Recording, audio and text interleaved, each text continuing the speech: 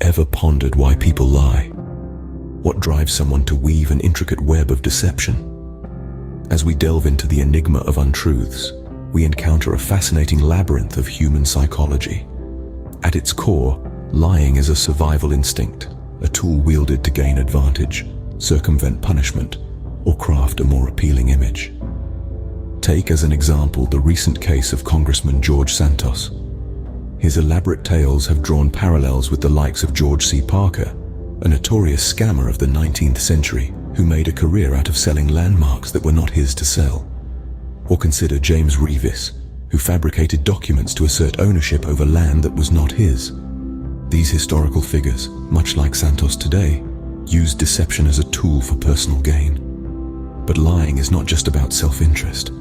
It's often a desperate attempt to fit into societal norms, avoid humiliation, or simply to be liked and accepted.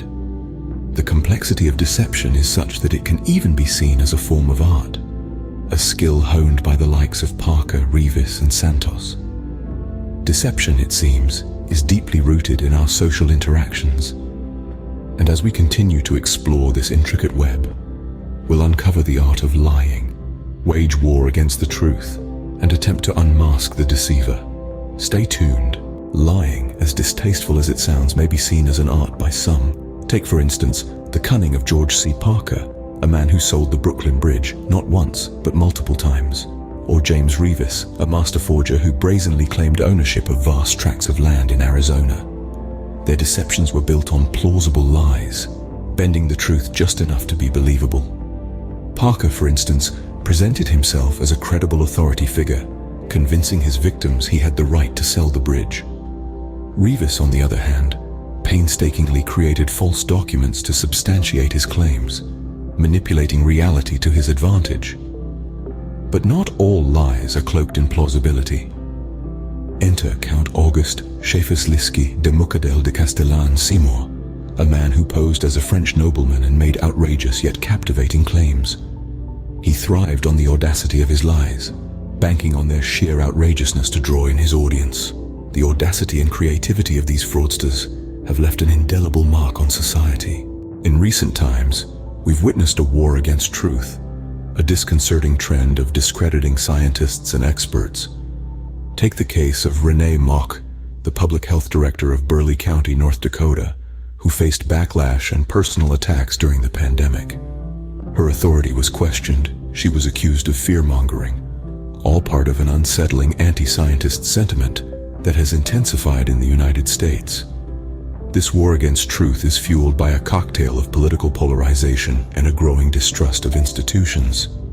Deception has played a dominant role in promoting misinformation. And who better to exemplify this than former President Donald Trump? His narrative, which often downplayed the severity of the virus, has shaped a landscape where skepticism towards scientists has become commonplace, especially among conservatives. Conspiracy theories have mushroomed, with some even believing that powerful people intentionally planned the outbreak. An overall distrust of doctors and the healthcare system has further deepened the chasm between public health guidance and public perception. In this era of post-truth, deception has taken a dangerous turn. So, how does one uncover the truth amidst deception? Well, it's a delicate dance of understanding the signs of lying and the calculated use of technology and psychology. Deception often comes wrapped in layers of half-truths and misdirection, but there are telltale signs.